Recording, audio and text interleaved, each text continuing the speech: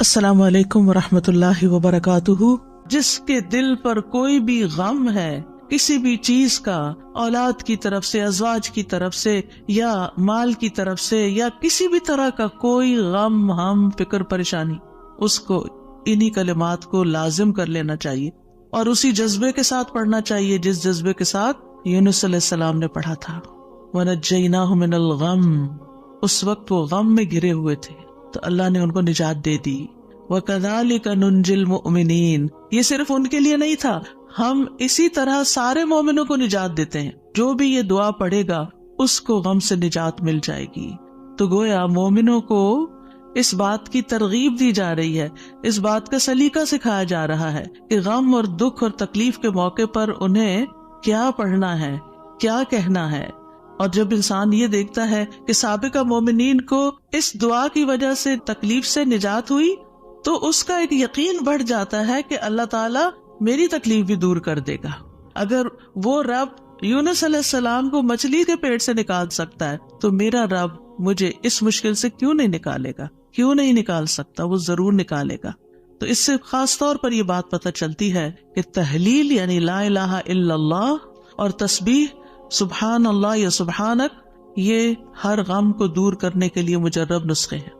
یہ دو چیزیں کرب اور مصیبت سے نجات دلاتی ہیں۔ تو جو شخص بھی اللہ کی کتاب پر ایمان رکھتا ہے، قرآن مجید کو اللہ کا کلام سمجھتا ہے، اللہ کے وعدے پر بھروسہ کرتا ہے، اللہ کی اس بات کو سچا سمجھتا ہے، تو پھر وہ اسی طریقے پر اس دعا کے ساتھ اپنے رب کو پکارے تو اللہ تعالیٰ اس کی دعا قبول کرے گا اور اس کو غم سے نجات دے گا۔ اس دعا کی فضیلت کے بارے میں احادیث بھی آتی ہیں۔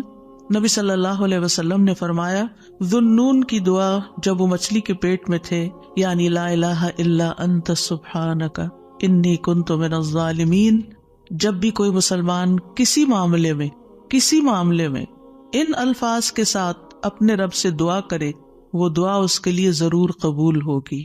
اللہ سبحانہ تعالیٰ کے بعد نبی صلی اللہ علیہ وسلم نے بھی اس بات کو کنفرم کیا ہے کہ یہ دعا مسائل کا حل ہے۔ بہت لمبے چوڑے وظیفے پڑھنے کی بھی ضرورت نہیں، لیکن پڑھے تو کوالٹی کے ساتھ، درد کے ساتھ، تڑپ کے ساتھ، تکرار کے ساتھ، اصرار کے ساتھ، افتقار کے ساتھ، اپنی محتاجی ظاہر کرتے ہوئے، اپنی غلطی کا اعتراف کرتے ہوئے۔ اسی طرح سلسلہ صحیحہ کی حدیث ہے، رسول اللہ صلی اللہ علیہ وسلم نے فرمایا، کیا میں تمہیں ایسی چیز نہ بتا دوں کہ جب تم میں سے کسی آدمی کو رنج و الم اور دنیا کی آزمائشوں میں سے کوئی آزمائش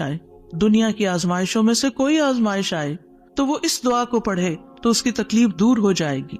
تو آپ سے کہا گیا کیوں نہیں؟ آپ نے فرمایا وہ مچھلی والے کی دعا ہے، لا الہ الا انت سبحانک انی کنت من الظالمین، کہ جس کو بھی آزمائش آئے وہ یہ دعا پڑھ لے تو اس کی دعا قبول ہو جائے گی، آزمائش ختم ہو جائے گی۔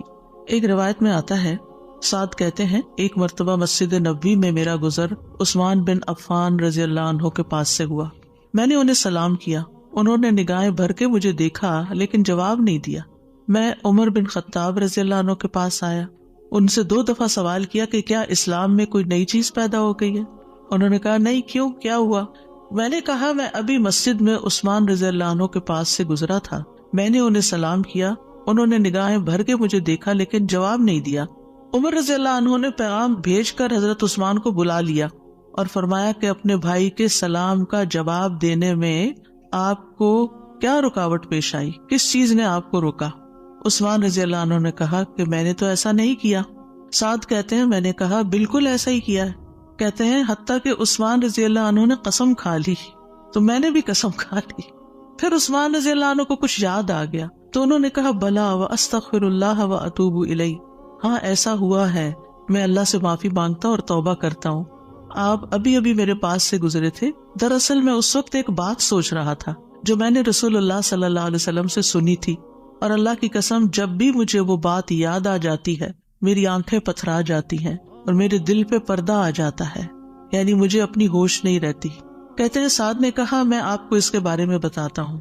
رسول اللہ صلی اللہ علیہ وسلم نے ایک مرتبہ کسی گفتگو کی ابتدا میں ایک دعا کا ذکر کیا تھا۔ تھوڑی دیر کے بعد ایک دیہاتی آیا، اس نے آپ کو مشغول کر لیا، یہاں تک کہ جب رسول اللہ صلی اللہ علیہ وسلم کھڑے ہوئے تو میں بھی آپ کے پیچھے پیچھے چلا گیا۔ جب مجھے اندیشہ ہوا کہ جب تک میں آپ کے قریب پہنچوں گا آپ اپنے گھر پہنچ چکے ہوں گے تو میں نے اپنا پاؤں زمین پر مارا تو رسول اللہ صلی اللہ علیہ وسلم نے میری طرف توجہ کی. پوچھا یہ کون ہے؟ ابو اسحاق ہے. کہتے ہیں میں نے عرض کیا جی یا رسول اللہ صلی اللہ علیہ وسلم. آپ نے فرمایا کیا بات ہے؟ کہتے ہیں میں نے عرض کیا کہ آپ نے ہمارے سامنے ابتدا میں ایک دعا کا تذکرہ کیا تھا اور پھر ایک دیہاتی نے آپ کو مشغول کر لیا اور آپ نے وہ بتائی نہیں دعا. آپ نے فرمایا ہاں وہ یونس علیہ السلام کی دعا ہے جو انہوں نے مچھلی کے پیٹ میں مانگی تھی، یعنی لا الہ الا انت سبحانک انی کنت من الظالمین. کوئی بھی مسلمان جب بھی کسی معاملے میں ان الفاظ کے ساتھ دعا کرے گا تو دعا ضرور قبول ہوگی. اب آپ دیکھیے کہ یہ صحابہ ہیں، یعنی کہنے کو تو یہ حدیث کا آخری حصہ میں سنا کے آگے چلتی، لیکن مجھے یہ بات اس لحاظ سے اچھی لگتی ہے کہ اس میں ہمارے سیکھنے کی کچھ اور باتیں بھی ہیں. وہ یہ کہ اتنے جلیل القدر صحابی جو رسول اللہ صلی اللہ علیہ وسلم کے انتہائی قریب تھے، یعنی ان سے پائس امت میں کون ہو سکتا ہے؟ حضرت عمر ہو، حضرت عثمان ہو، حضرت علی ہو، حضرت ابوبکر رضی اللہ عنہ ہو، لیکن انسان تھے اور ان پر بھی ایسی غیر معمولی کیفیات آتی تھی کہ وہ اپنی سوچوں میں یا اپنے حالت میں ایسے مشغول ہوتے تھے کہ ان کو سامنے کی چیز نظر نہیں آتی تھی. بعض اوقات ایسا کوئی غم ہوتا ہے، کوئی بات ہوتی ہے، ہو سکتا ہے نبی صلی اللہ علیہ وسلم نے آپ کی آخری وقت کے بارے میں فتنوں کی کوئی پیشن گوئی کی ہو، کیونکہ یہاں بات کا نہیں پتہ چلتا کہ کون سی بات ان کو ہر چیز بلا دیتی تھی. دوسری بات یہ کہ بعض اوقات انسان کا حافظہ ایسے ساتھ چھوڑ جاتا ہے کہ وہ کہتا ہے کہ یہ کام ہوا ہی نہیں. نہ صرف یہ کہ وہ کہتا ہے نہیں، بلکہ اس کے بعد قسم بھی کھا لیتا ہے. اور دونوں صحابہ نے قسم کھا لی. بعد میں احساس ہوتا ہے اوہ ہاں اب یاد آیا. ہو سکتا ہے آپ کے ساتھ کبھی ایسا کوئی مرحلہ ہوا اور اس کے بعد کس قدر شرمندگی ہوئی. پچھلے دنوں میرے ساتھ یہی ایک معاملہ ہوا. کسی نے مجھے کچھ امانت دی کسی کو دینے کے لیے اور میں جلدی میں تھی، جلدی سڑک کے ڈرار میں بھول گئی. اس کے بعد جس کی امانت تھی اس نے مجھ سے پوچھا تو میں نے کہا کہ بالکل نہیں، مجھے تو کچھ پتا نہیں، کچھ پتا نہیں. 2-3 دفعہ انہوں نے پوچھا، انہوں نے ہر دفعہ کہا مجھے کچھ پتا نہیں، ایسا کچھ بھی نہیں. لا حول ولا قوت الا باللہ. پھر جب اس شخص سے پوچھا گیا تو پھر دور جا کے مجھے یاد ہے ہاں وہ میں نکل رہی تھی اور جلدی میں ایسے ہوا تھا. اور میں سوچوں کہ یا اللہ ایسی پھر تکلیف ہوتی ہے نا اندر، اتنی دفعہ میں نے غلط بیانی کی. حافظے کی کمزوری ہے اس انسیڈنٹ کو بالکل بھول جانے کی وجہ سے. خاص طور پر اگر میں کلاس کے لیے نکل رہی ہوں اور مجھے کوئی کچھ بات کہے تو مجھے سمجھ نہیں آتی یہ کیا کہہ رہا ہے. یعنی آپ کی زندگی میں بھی کوئی ایسے اوقات ہوتے ہیں نا جب آپ کسی ضروری کام یا ضروری سوچ میں تو بچے آگے کچھ کہتے ہیں وہ فلاں آیا ہے، فلاں کا فون ہے، اور آپ ایسے سنی انسنی کر دیتے ہیں جیسے آپ کو علم ہی نہ ہو. ہم سب انسان ہیں، ہم کمزور ہیں، ہم سے ایسی غلطیاں ہوتی ہیں، ہمیں ایسی غلطیوں کا احساس ہوتے ہی معافی مانگ لینی چاہیے. اور یہ جو ہم استغفار کرتے تو وہ کہتے کون سا گناہ کہ کوئی گناہ تو ہے نہیں، اس بات کا استغفار. بے شمار گناہ ہیں ہمارے اور ہم نے اپنا اعمال نامہ کوئی نہیں دیکھا اب تک کہ جس سے ہمیں یہ پتا چلے کہ وہ مٹ چکے ہیں کہ نہیں مٹ چکے، اور ہمیں اسٹل ابھی اور بھی معافی مانگنے کی ضرورت ہے. تو جب تک ہماری جان میں جان ہے ہم سے کچھ نہ کچھ غلطیاں، کمیاں، کوتاہیاں ہوتی رہیں گی، جانے انجانے. خلق الانسان ضعیفا، ہم کمزور پیدا کیے گئے، چاہے ہم نیکی کے، علم کے، اخلاق کے کسی بھی مرتبے پر ہوں، ہم کمزور ہیں، ہم میں کوئی بڑائی نہیں ہے اور ہم سب غلطیاں کرتے ہیں. تو ہونا کیا چاہیے؟ جو ہی یاد آئے غلطی تو غلطی کا اعتراف کر لینا چاہیے، معافی مانگ لینی چاہیے. بندوں سے بھی مانگ لینی چاہیے، اللہ سے بھی معافی مانگ لینی چاہیے، اور پھر اللہ تعالیٰ کی طرف رجوع کرنا چاہیے. اللہ سبحانہ و تعالیٰ معاف کر دینے والا ہے اور وہی ایک اکیلا ہے جو مشکلات سے نکال سکتا ہے. یہ پکا یقین ہونا چاہیے، اور جتنا زیادہ یہ یقین ہوگا نا اتنا ہی زیادہ ہم اللہ کی طرف رجوع کریں گے، اتنا ہی زیادہ محبت کے ساتھ پھر اللہ ہی کو پکاریں گے کہ دروازہ یہی ہے جس کو کٹکھٹانا ہے، ہمیں ادھر سے ہی مسئلہ حل ہونا ہے اور کوئی رستہ نہیں ہے. جتنی توحید خالص ہوگی اتنی ہی دعا مؤثر ہوگی. اور یہ دعا جو ہے اس کو دعا الکرب بھی کہا جاتا ہے، تکلیف دور کرنے والی دعا. ہمارے ہاں اس کو آیت کریمہ کہا جاتا ہے، ورنہ ہر آیت کریمہ ہے. کریمہ کا مطلب معزز، اور اس کی کوئی گنتی مقرر نہیں ہے، لیکن اگر آپ تکرار سے پڑھیں، 100 دفعہ پڑھ لیں، 20 دفعہ پڑھ لیں، 50 دفعہ پڑھ لیں، ضرور پڑھ لیں، وہ منع بھی نہیں ہے. لیکن ایک مخصوص تعداد میں پڑھنے سے ہی مشکل کا حل ہونا، یہ یقین رکھنا یہ غلط ہے، ایسا نہیں ہونا چاہیے. تو اس دعا میں پھر دہرا دیتی ہوں کیونکہ اصل سبق یہ ہے جو آپ کو سیکھنا ہے، اور دعا تو آپ کو سب کو آتی پہلے سے بھی پتا ہے، اور یہ حدیثیں بھی سنی ہوئی ہیں. جس چیز کو پلے باندھنا، جس چیز کو پکڑ کے رکھنا ہے وہ کیا چیز قرار دینا. تیسرے اپنے عبودیت کا اقرار کہ میں بندہ ہوں، غلطیوں والا ہوں. اور چوتھے اپنی غلطی اور کوتاہی کو مان جانا اپنی غلطی کا اعتراف کرنا. جس بندے کے اندر یہ 4 چیزیں ہوں گی، جس دعا میں یہ 4 چیزیں آ جائیں گی، انشاءاللہ وہاں مسائل حل ہو جائیں گے. اور پھر آپ دیکھیے کہ انسان کا نفس جو ہے نا، ایک دم ذرا سی بھی کوئی اس کو چیز ملے، کچھ حاصل ہو تو ایک سرکشی کا شکار ہو جاتا ہے، تکبر اور غرور میں آ جاتا ہے. تو اپنے آپ کو تکبر اور غرور سے نجات دینا ہے، کیونکہ کچھ لوگوں کا خیال ہوتا ہے کہ I am very important and I can do every thing, اور میں سب کچھ کر سکتا ہوں، اور سیلف ریلائنس ہوں، میں سیلف میڈ ہوں، اور پتہ نہیں کیا کیا اپنے بارے میں جھوٹی توقعات اور اپنے آپ کو بڑھا چڑھا کے پیش کرنا اور اپنے آپ کو بڑی چیز سمجھنا. یہ چیزیں اللہ تعالیٰ کو پسند نہیں. لیکن افسوس یہ کہ یہاں کے کلچر کی وجہ سے یہ چیزیں ہمارے بچوں کے اندر اتنی انسٹل ہو گئی ہیں کہ وہ ایک ایروگنس کے لیول تک بعض اوقات اخلاق پہنچ جاتا ہے، جو کہ انتہائی خطرناک ہے. تو بچوں کی تربیت میں یہ ایلیمنٹ یاد رکھیں کہ ان کو کانفیڈینس دیں کہ یو کین ڈو، آپ ٹرائی کرو، آپ کر سکتے ہو، اللہ نے آپ کو یہ اور یہ اور یہ دیا، نعمتوں کو یاد کرائیں، لیکن اس کی ایک لکیر کھینچے، اس سے آگے نہیں جائیں. You are not everything, کرنے والا اللہ ہے. انسان صرف اسباب اختیار کرتا ہے، لیکن ساری طاقت لا حول ولا قوت الا باللہ. اور پھر یہ کہ اللہ تعالیٰ کی جو خالق کی عظمت ہے اور اس کی جو اہمیت ہے ہماری زندگی میں، اس کا اظہار اور اقرار کرنا اور اس کو پاک قرار دینا اور اس سے ظلم کی نفی کرنا کہ آپ ظالم نہیں، میں ظالم ہوں، انی کنت من الظالمین، اور غلطیاں میری ہیں، یہ بہت ضروری ہے. جہاں تک غم اور پریشانی کا تعلق ہے زندگی میں، تو یاد رکھیے کہ غمگین رہنا ایمان کی علامت نہیں. ٹھیک ہے، یعنی ہر وقت غمگین نہیں رہنا چاہیے. غم ایمان کے مراتب میں سے نہیں. ابن قیم رحمہ اللہ کہتے ہیں، جان لیں غم راستے کی رکاوٹوں میں سے ہے.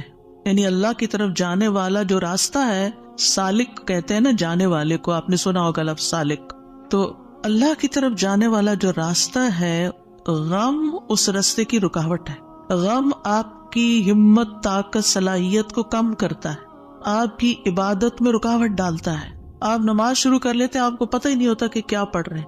آپ دعا مانگنے لگتے ہیں، آپ کا دل اڑا ہوا ہوتا ہے، آپ کو سمجھ نہیں آتی آپ کیا بول رہے ہیں. تو غم سے ہمیشہ پناہ مانگے کہ ہم پر غم نہ آئے. وہ کہتے ہیں یہ ایمان کے مراتب اور مقامات میں سے نہیں، اور نہ ہی اللہ کے راستے پر چلنے والوں کی منازل میں سے ہے. یہی وجہ ہے کہ اللہ نے کسی ایک جگہ پر بھی غم کرنے کا حکم نہیں دیا. صبر کا حکم دیا، شکر کا حکم دیا، توکل کا دیا، لیکن غم کرنے کا حکم نہیں دیا کہ غم کرو، غمگین رہو. اور نہ ہی غم کی کہیں تعریف فرمائی ہے، بلکہ غم سے منع کیا ہے. غم مصیبتوں میں سے ایک مصیبت ہے، اور ہمیں دعا کرتے رہنا چاہیے کہ اللہ تعالیٰ اس مصیبت کو ہم سے دور ہی رکھے. یہی وجہ ہے کہ جنتی لوگ جنت پہ پہنچ کر کیا کہیں گے؟ الحمدللہ الذی اذہب عنا الحزن. سب تعریف اللہ کے لیے ہے جس نے ہم سے غم دور کر دیا. یعنی جنتی جنت میں جا کر جس چیز سے خوش ہوں گے وہ کیا کہ جنت میں غم نہیں ہے، کوئی پریشانی نہیں ہے. اللہ سبحانہ وتعالی بندے کو غمگین ہونے سے منع فرماتا ہے. سورۃ آل عمران میں جنگ احد کے سلسلے میں اللہ تعالیٰ فرماتے ہیں اذ تسعدون ولا تلوون علی احد والرسول يدعوكم في اخراكم فاصابكم غما بغم لكي لا تحزنوا على ما فاتكم ولا ما اصابكم والله خبير بما تعملون. اور وہ وقت یاد کرو جب جنگ احد میں تم بھاگے چلے جا رہے تھے اور کسی کی طرف مڑ کر بھی نہ دیکھتے تھے، حالانکہ اللہ کا رسول تمہیں پیچھے سے بلا رہا تھا. پھر اللہ نے تمہیں رنج پر رنج دیے تاکہ تم ایسی بات پر غم نہ کرو جو تمہارے ہاتھ سے نکل جائے، اور نہ ایسی مصیبت پر غم کرو جو تم پہ نازل ہو. اور جو کام بھی تم کرتے ہو اللہ ان سے خوب واقف ہے. یعنی یہ ٹریننگ ہو رہی تھی. یعنی ایک کے بعد ایک صدمہ کیوں آیا؟ تاکہ غم زندگی سے نکل ہی جائے. پھر فرمایا وَلَا تَهِنُوا وَلَا تَحْزَنُوا وَأَنْتُمُ الْأَعْلَوْنَ إِن كُنتُم مُؤْمِنِينَ. اتنی تکلیف اٹھا کے سب سے بڑی تکلیف مسلمانوں کے لیے کیا تھی کہ نبی صلی اللہ علیہ وسلم کا دانت مبارک شہید ہو گیا تھا اور آپ کو چوٹ لگی تھی اور آپ گر پڑے تھے. تو یہ بہت بڑا صدمہ تھا. 70 لوگ شہید ہو چکے تھے، گھر گھر میں آفت آ گئی تھی. لیکن اتنے بڑے صدمے کے بعد بھی اللہ تعالیٰ کا حکم کیا ہے؟ وَلَا تَهِنُوا وَلَا تَحْزَنُوا. غمگین مت رہو، غم نہیں کرو. غم کا موقع ہے، غم کی بات ہے، لیکن فرمان نہیں غم نہیں کرنا، کیونکہ غم انسان کو کھوکھلا کر جاتا ہے، غم انسان کو کمزور کر جاتا ہے. تمہیں تو آئندہ ابھی اور مقابلے کرنے ہیں، اور اگر تم غم منانے بیٹھ گئے تو ہمت، جرت سب کچھ چلا جائے گا، بزدل ہو جاؤ گے. غم ایک مصیبت نہیں، غم مصیبتوں کی لائن لے کے آتا ہے، ایک کے بعد ایک مصیبت اس کے ساتھ چلی آتی ہے. اس لیے غمگین نہیں ہونا. موسیٰ علیہ السلام کی والدہ نے جب موسیٰ علیہ السلام کو چھوڑنا تھا دریا میں تو اللہ تعالیٰ نے ان کی طرف الہام کیا کہ بچے کو دودھ پلاتی رہو ابھی، پھر جب تجھے اس کے قتل کا خوف ہو تو اسے دریا میں ڈال دینا، اور کیا کرنا، ولا تخافی ولا تحزنی، نہ خوف کرنا نہ غم کرنا۔ اللہ اکبر۔ کوئی بھی ماں جس کا بچہ چھوٹا ہو وہ تو کسی دوسرے کے ہاتھ میں بھی بچے کو دیتے ہوئے خوف اور غم کا شکار ہوتی ہے۔ خوف کیا ہوتا ہے، پتہ نہیں گرا ہی نہ دے بچے کو، اور غم کیا ہوتا ہے کہ جدائی ہو گئی ہے بچے سے، پتہ نہیں کیا سکھا دیں اس کو، پتہ نہیں کیسے پیش آئے اس سے۔ تو ماں اگر اپنا بچہ کسی اور کو دیتی ہے تو غمگین ہوتی، کہاں یہ کہ باسکٹ میں ڈال کے دریا میں ڈال دو، اور ساتھ اللہ کا حکم خوف اور غم کرنا ہی نہیں۔ اب بتائیں کیا کرے، کیسے دل کو تھامے۔ یہی اصول سیکھ لے زندگی کے لیے، جہاں کہیں غم پاس آئے، کہیں رونا آئے، کہیں دکھی ہو، اللہ تعالیٰ کا یہ فرمان یاد کر لیں، اور ہے بھی عورت کے لیے، وَلَا تَخَافِي وَلَا تَحْزَنِي، اپنے آپ کو خود یاد کرائیں، وَلَا تَخَافِي وَلَا تَحْزَنِي کہتی رہیں، وَلَا تَخَافِي وَلَا تَحْزَنِي، نہ خوف کرو نہ غم کرو، اللہ ہے نا، اللہ مشکل آسان کر دے گا۔ جس چیز پر بھی تکلیف غم ہوتا ہے، اللہ تعالیٰ دن بدلیں گے، یہ سارے حالات بدل جائیں گے۔ آپ اگر اپنے ماضی کو دیکھیں، کتنے ہی واقعات ایسے ہوئے جن پہ آپ بے حد غمگین ہوئے، پھر ابھی کیوں نہیں ہو رہے؟ تو گزر گیا نا۔ تو اگر اس وقت بھی تھوڑا کنٹرول کر لیتے تو اچھا ہی تھا، کیونکہ یہ جو سٹریس ہوتا ہے نا، اور یہ غم اور خوف کا مجموعہ سٹریس پھر بن جاتا ہے، اور یہ جو سٹریس ہوتا ہے نا، یہ انسان کو بیمار کر دیتا ہے، فزیکلی بھی کمزور کرتا ہے، اور ایمانی اعتبار سے بھی کمزور کرتا ہے، روحانی اعتبار سے کمزور کرتا ہے۔ انسان کا دل کمزور ہو جاتا ہے، چھوٹی سی بات سنتا ہے تو اس کے حواس باختہ ہو جاتے ہیں، کسی بھی چیز کا مقابلہ نہیں کر پاتا۔ تو اللہ سبحانہ وتعالیٰ نے ان کو کہا غم نہ کرو، بے شک ہم اسے تیرے پاس واپس لانے والے ہیں، واپس ہمارے ہی پاس آئے گا۔ اور آپ اپنا بچہ کسی کو بھی دیتے ہیں تو واپس آپ ہی کے پاس آتا ہے، اور اسے رسولوں میں سے بنانے والے، اللہ یہ کہ اللہ اپنے پاس بلا لے، پھر تو ہم سے زیادہ اللہ کا ہے نا۔ انا للہ و انا الیہ راجعون۔ نبی صلی اللہ علیہ وسلم نے غار ثور میں کیا کیا تھا؟ اذ ہما فی الغار اذ یقول لصاحبہ لا تحزن، غم نہیں کرنا، ان اللہ معنا، یعنی کس طرح بے یار و مددگار انسان ایک ایسی جگہ پر ہو جہاں ساری قوم دشمن بنی ہوئی ہو، اور پھر بھی غم نہ کرے، سارے ساتھ چھوڑ دے، الٹا مخالفت کرے، جان کے دشمن بن، پھر بھی غم نہیں کرو، غم نہیں کرو۔ اور حضرت ابوبکر تو نبی صلی اللہ علیہ وسلم کے لیے غمگین ہو رہے تھے نا۔ ابن قیم کہتے ہیں 4 چیزیں جسم کو برباد کر دیتی ہیں، پریشانی، غم، بھوک اور بیداری۔ پریشانی اور غم پختہ عزم کو کمزور کر دیتے ہیں اور دل میں کمزوری پیدا کر دیتے ہیں، اور بندے اور اس کے کاموں میں محنت کرنے کے درمیان رکاوٹ بن جاتے ہیں جو کام اس کے لیے مفید ہوتے ہیں، یعنی آپ پروڈکٹیو نہیں رہتے، اور یہ سفر کا راستہ کاٹ دیتے ہیں، یعنی جو اللہ کی طرف جانے کا راستہ ہوتا ہے نا، اسے کاٹ دیتے ہیں اور اس کو پسپائی کی طرف الٹا کر دیتے ہیں، یا رکاوٹ بن کر اس کو سفر سے روک دیتے ہیں، یعنی وہ اللہ کی طرف جانا ہی بند کر دیتا ہے۔ یعنی ایک شخص اچھا بھلا کچھ سیکھ رہا ہوتا ہے، کلاسز جوائن کی بھی ہوتی ہے، کوئی کام کر رہا ہوتا ہے، یا کسی بات سے غمگین ہو جاتا ہے، جانا ہی چھوڑ دیتا، ابھی کیوں نہیں آ رہے، بس ڈپریشن کا شکار ہے، کہیں جانے کو دل نہیں کرتا۔ آپ اچھا بھلا ایک کام کر رہے تھے، آپ بیکار ہو کے بیٹھ گئے، کیا یہ نقصان نہیں ہے؟ اور اس غم کی حالت میں انسان کی عقل ایسے ماری جاتی کہ اس کو اپنا نقصان بھی نہیں سمجھ آتا، کہ یہ میں اپنا ہی نقصان کر رہا ہوں، اپنے آپ کو کھا رہا ہوں۔ غم کیا ہے؟ خود کو کھانا۔ تو خود کو کھانے سے تو مسئلہ حل نہیں ہوگا، مسئلہ تو جہاں ہے وہی ہے، وہ تو اللہ نے دور کرنا ہے۔ اس سارے کیفیت کو، اس احساس کو، اس شدت کو دعاؤں میں لگا دیں، دعاؤں میں کنورٹ کر دیں۔ امام ابن قیم کہتے ہیں یا اس کے علم سے رکاوٹ بن جاتے، علم کے لیے رکاوٹ بن جاتا ہے غم، تو یہ چیزیں سفر پر جانے والے کی پشت پہ بہت بھاری بوجھ ہیں۔ پریشانی، غم، بھوک اور بیداری، یعنی جو صحیح نیند نہیں لیتا رات کی، جو صحیح فوڈ نہیں لیتا، یعنی اپنی ضرورت کی غذا نہیں لیتا، اور جو غم اور پریشانی کا شکار رہتا ہے، وہ شخص کسی کام کا نہیں رہتا، بیکار، نکما۔ اور آپ دیکھیں جب انسان بیکار ہوتا ہے نا، جو کوئی کام کا نہیں ہوتا، کسی کی خدمت اور مدد میں نہیں ہوتا، وہ تنہا ہو جاتا ہے، اس کی کوئی قدر و قیمت نہیں رہتی، کوئی اس کو لک فارورڈ نہیں کرتا، کوئی اس سے محبت نہیں کرتا۔ بیکار انسان اپنی قدر گنوا دیتا ہے۔ وہ کہتے ہیں پنجابی کا محاورہ ہے، چم نہیں کم پیارا۔ چم کا مطلب ہوتا ہے چمڑا، اسکن، یعنی اگر آپ کی اسکن بڑی گلو کر رہی ہے تو وہ کسی کو اچھی نہیں لگے گی، آپ جتنا چاہیں میک اپ لگا کے خوبصورت بن کے آ جائیں، لیکن اگر آپ کام کے بندے ہیں نا، کسی کے آپ کام کرتے ہیں، آپ پروڈکٹیو ہیں، آپ کسی کے مددگار ہیں، تو ہر کوئی آپ سے پیار کرے گا۔ یہ ایک اصول، ایک فطرت کی بات ہے، چاہے اپنے بچے ہی کیوں نہ ہو۔ اگر وہ بیکار رہنے کے عادی ہو گئے ہیں تو آپ دن رات ان پہ غصہ کرتے ہیں، کہ تم سست ہو، تم بیکار ہو، تم کسی کام کے نہیں ہو. اور اس کو بیکار کس چیز نے کیا؟ فکر، پریشانی، غم، دکھ، تکلیف، ان چیزوں نے. تو ان کا علاج کرنا ہوگا. ابراہیم بن ادہم کہتے ہیں غم دو طرح کے ہوتے ہیں، ایک غم تمہارے حق میں ہے اور ایک غم تمہارے خلاف ہے. پس وہ غم جو تمہارے حق میں ہے وہ آخرت کے بارے میں غم کرنا ہے. سارے غموں کو ایک میں ڈھال لے، اور وہ ہے آخرت کا غم کہ وہاں میرا کیا ہوگا، کیا میں جنت میں جا سکوں گی یا نہیں.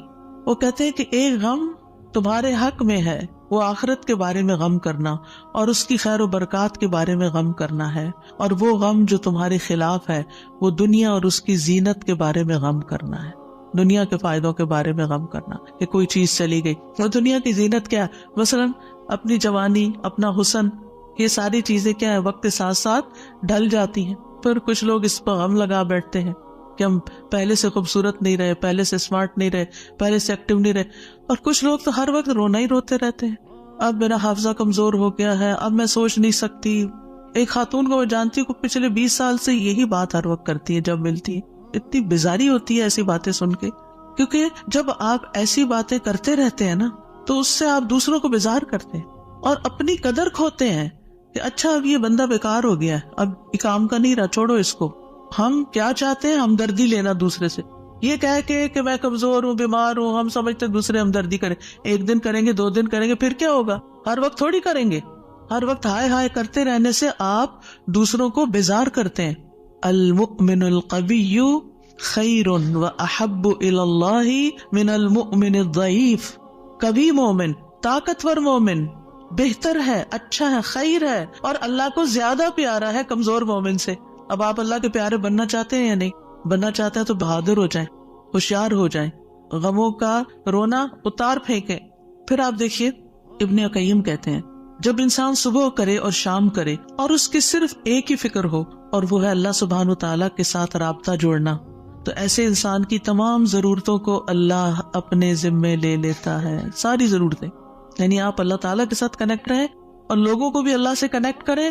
آپ کے کام اللہ کے ذمہ، اور اللہ تعالیٰ اس سے ہر پریشان کرنے والے کام کا ضامن ہو جاتا ہے. سبحان اللہ، کتنی بڑی بات ہے.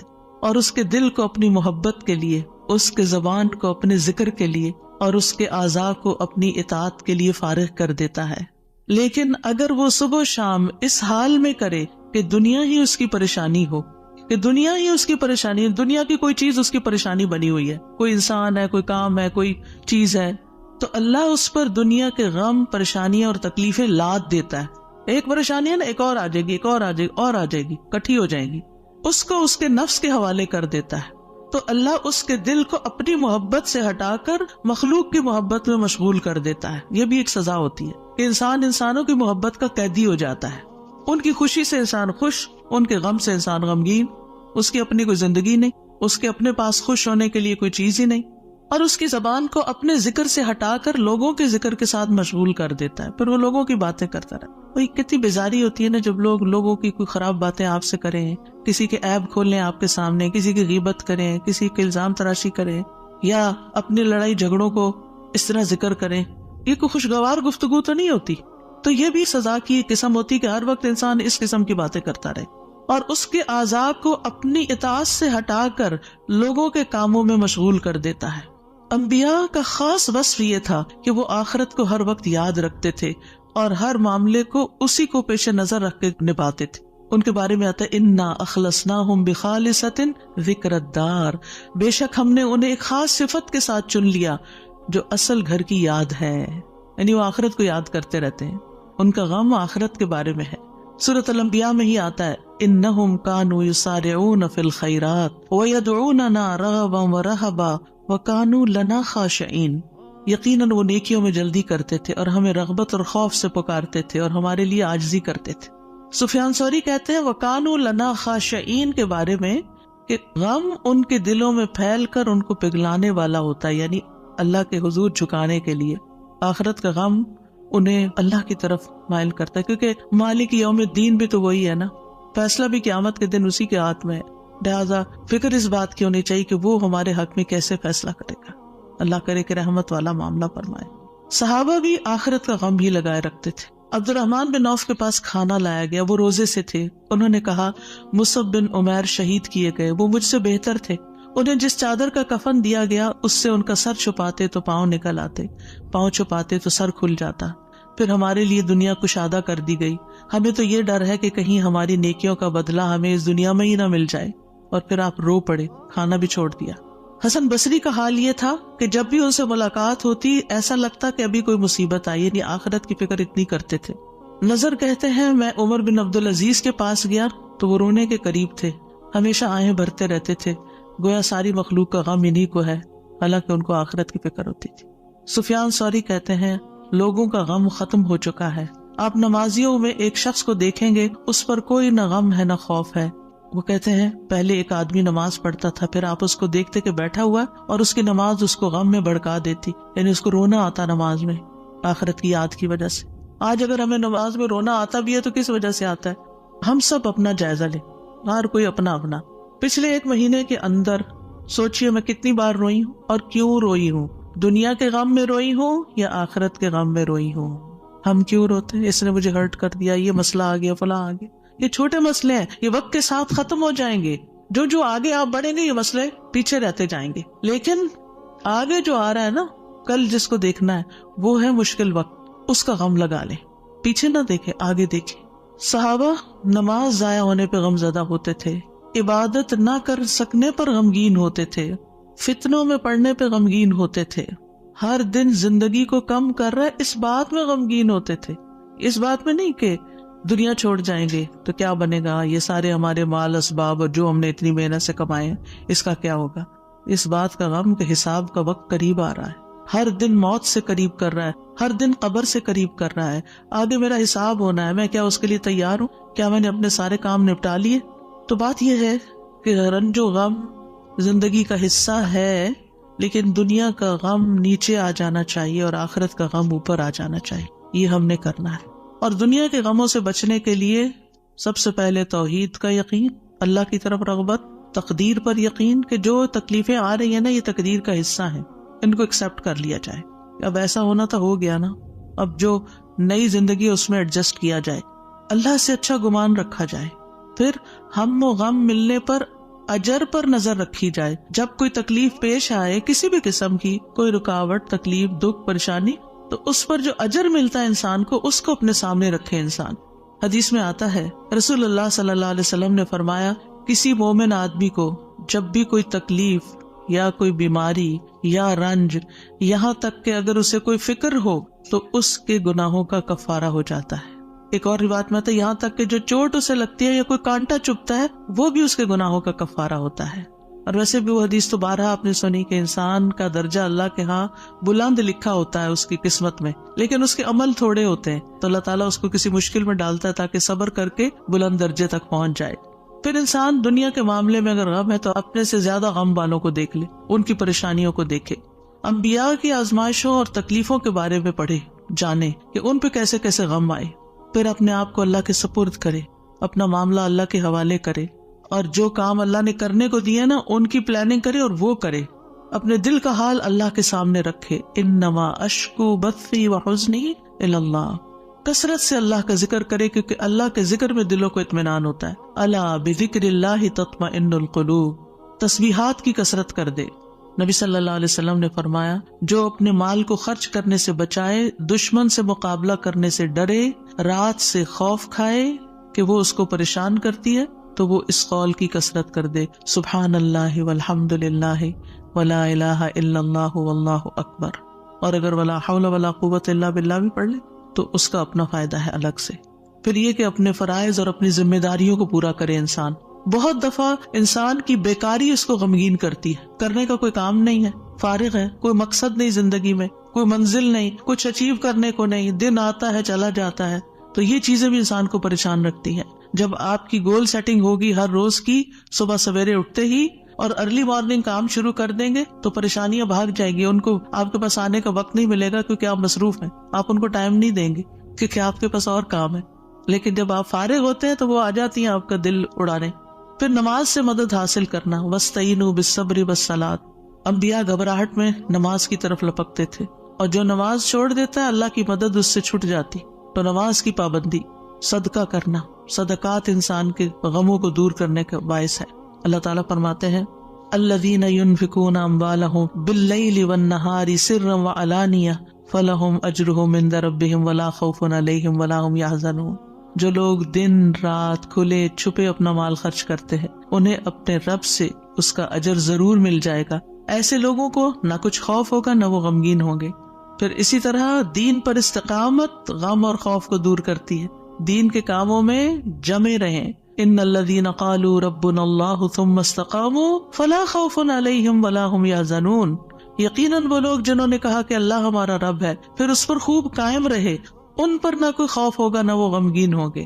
پھر حالات سے کمپرومائز کرنا، حالات سے راضی رہنا۔ جیسے ابراہیم علیہ السلام حضرت ہاجر کو جب چھوڑ گئے مکہ کی وادی میں تو وہ پریشان ہوئی کہ میں اکیلی، میرا بچہ اکیلا، ہم یہاں کیا کریں گے، نہ کھانا نہ پینا نہ کچھ۔ تو دوڑتی ہوئی حضرت ابراہیم کے پیچھے آئیں جب وہ واپس جا رہے تھے تو ان سے پوچھا اللہ ہمارا کب آزا، اللہ نے آپ کو اس کا حکم دیا کہ ہمیں یہاں اکیلے چھوڑ دیں؟ تو ابراہیم علیہ السلام نے اس بات میں سر ہلایا، کہنے لگی پھر اللہ تعالیٰ ہمیں تنہا نہیں چھوڑے، اگر اللہ کا حکم ہے نا تو ٹیک کیئر کر لے گا۔ ایسے ہی بندہ مومن کہتا ہے اگر یہ اللہ کا فیصلہ ہے نا تو وہ میری ٹیک کیئر کر لے گا، مجھے فکر کرنے کی ضرورت نہیں ہے۔ زبان سے رب کی رضا کے کلمات ہمیشہ ادا کرے۔ کاش اور افسوس ہو گیا اس کے الفاظ نہیں استعمال کرے، یہ کہیں جو اللہ کی مرضی، جو تقدیر میں لکھا تھا وہ ہوا۔ اچھے کاموں میں مصروف ہوں، خدمت خلق میں مصروف ہوں۔ رسول اللہ صلی اللہ علیہ وسلم نے فرمایا وہ لوگ اللہ تعالیٰ کو زیادہ محبوب ہیں جو دوسروں کے لیے زیادہ فائدہ مند ہوں، اور اللہ عز و جل کے ہاں سب سے پسندیدہ اعمال یہ ہیں مسلمان کا اپنے بھائی کو خوش کر دینا۔ آپ خود غمگین بھی ہیں، دکھی بھی ہیں، دوسروں کو خوش کرنا شروع کر دیں، آپ بھی خوش ہو جائیں گے، کیونکہ خوشی کنٹیجیس ہوتی ہے، خوشی پھیلانے سے پھیلتی ہے۔ اس سے کوئی تکلیف دور کر دینا، یعنی اوروں کی تکلیف دور کرے اللہ آپ کی دور کر دے گا۔ اس کا قرضہ چکانا، اسے کھانا کھلانا، اور مجھے کسی بھائی کی ضرورت پوری کرنے کے لیے اس کے ساتھ چلنا اس مسجد نبوی میں 1 مہینہ اعتکاف کرنے سے زیادہ محبوب ہے۔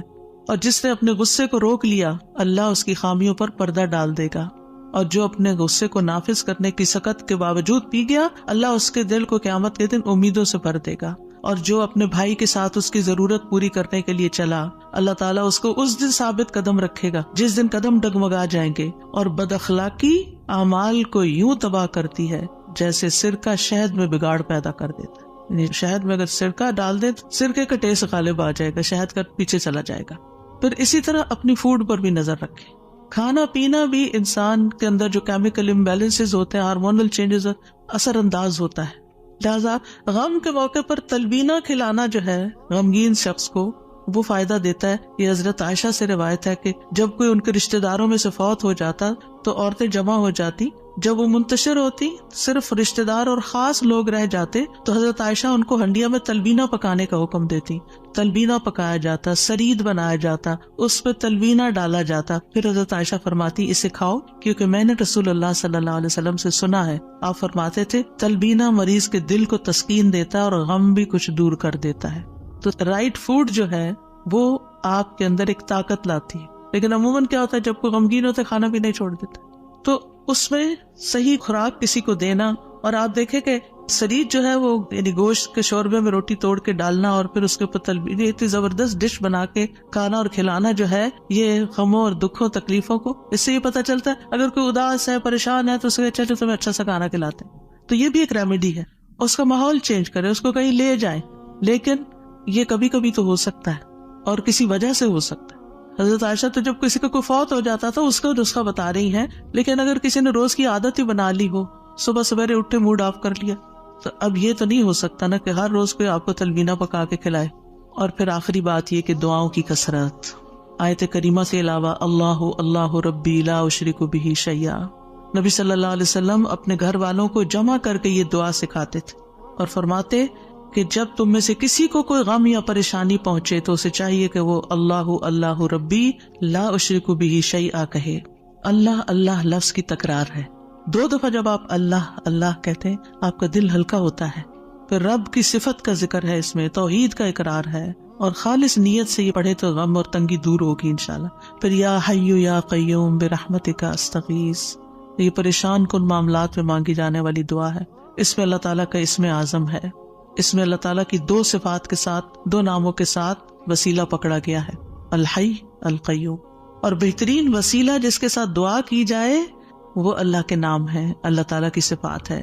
پھر ایک اور دعا ہے، اللہم رحمتک ارجو فلا تکلنی الی نفسی طرفۃ عین واصلح لی شأنی کلہ لا الہ الا انت۔ اے اللہ میں تیری رحمت کا امیدوار ہوں، تو مجھے آنکھ جھپکنے تک کے لیے میرے نفس کے حوالے نہ کرنا اور میرے سارے معاملات درست فرما دے، تیرے سوا کوئی معبود نہیں۔ یہ مصیبت زدہ کی دعا ہے۔ رسول اللہ صلی اللہ علیہ وسلم نے فرمایا دعوات المکروبی، پریشان حال کی دعا، اور اس میں خاص طور پر اللہ کی رحمت کا ذکر ہے کہ اللہ میں تیری رحمت کی امید کرتی ہوں اور میرا نفس تو بڑا کمزور ہے، مجھے اس کے حوالے نہ کرنا ورنہ میں تو پڑ جاؤں گی، اور ایک لمحے کے لیے بھی نہیں۔ اب دیکھیے بعض اوقات آپ نے ایکسپیرینس کیا ہوگا، یہ میں اپنے پرسنل ایکسپیرینس سے بات کر رہی ہوں، ایک لمحے کے لیے کوئی خیال آ جاتا ہے کسی بھی چیز کا، کوئی ایسے پریشان کن چیز، آپ کا سارا جو سکون ہے وہ برباد ہو کے رہ جاتا ہے۔ تو میں اس وقت سوچتی ہوں کہ یہ شیطان تھا جس نے وار کیا ہے تاکہ اس بندے کا جو اطمینان قلب اور سکون اور خشوع اور سب برباد ہو، یعنی وہ ایسے تیر چلاتا ہے جیسے۔ فوراً یہ دعا پڑھے۔ تو نبی صلی اللہ علیہ وسلم تکلیف آنے پر یہ دعا پڑھتے، لا الہ الا اللہ العظیم الحلیم، لا الہ الا اللہ رب العرش العظیم، لا الہ الا اللہ رب السماوات ورب الارض ورب العرش الکریم۔ اس میں اللہ سبحانہ وتعالیٰ کے نام کے علاوہ العظیم اور الحلیم اور رب العرش العظیم اور رب العرش الکریم کی اور رب السماوات والارض کی بات کی گئی ہے، یعنی اللہ تعالیٰ کی صفات کو بیان کیا گیا ہے، اور پھر توحید کا اقرار ہے۔ توحید کا اقرار غموں کو دور کرنے کا باعث ہے کہ میرے لیے اللہ کافی ہے، حسبی اللہ و نعم الوکیل، اللہ کافی ہے میرے لیے۔ پھر اللہم انی اعوذ بک من الہم والحزن والعجز والکسل والبخل والجبن وضلع الدین وغلبۃ الرجال۔ اے اللہ میں تیری پناہ میں آتا ہوں دکھ، غم، عاجزی، سستی، بخل، بزدلی، قرضداری کے بوجھ اور لوگوں کے اپنے اوپر غلبے سے۔ نبی صلی اللہ علیہ وسلم سفر میں کثرت سے یہ دعا پڑھتے کیونکہ سفر میں یہ ساری چیزیں آ جاتی ہیں نا اکٹھی ہو کے، اور پھر آپ دیکھیں کہ غم ماضی کا ہوتا ہے، فکر مستقبل کی ہوتی ہے، اور پھر بے بسی اور کمزوری اور کچھ کرنے کو دل نہ چاہنا اور کسی کی مدد نہ کرنا اور ہر چیز سے ڈرنا، بزدلی دکھانا اور لوگوں کا چڑھائی کر دینا آپ پر، یہ ساری چیزیں وبال ہیں، ان سے بچنے کے لیے دعا کرنی چاہیے۔ اور پھر اگر مستقل طور پر دل پریشان رہتا ہے تو اللہم انی عبدک وابن عبدک وابن امتک ناصیتی بیدک ماض فی حکمک عدل فی قضاؤک اسألک بکل اسم هو لک سمیت بہ نفسک او انزلتہ فی کتابک او علمتہ احدا من خلقک او استأثرت به فی علم الغیب عندک ان تجعل القرآن ربیع قلبی ونور بصری وجلاء حزنی وذہاب ہمی وغمی۔ اس کے لیے وعدہ ہے کہ جو یہ پڑھے گا اللہ سبحانہ وتعالیٰ اس کے غم کو خوشی میں بدل دے گا۔ دعائیں یاد نہیں رہتی تو دیکھ کے بھی پڑھ سکتے ہیں، اور اللہ سبحانہ وتعالیٰ ہم سب کے غم، دکھ، پریشانیوں کو دور فرمائے، اور درود شریف کی کثرت بھی غموں کو دور کرتی ہے۔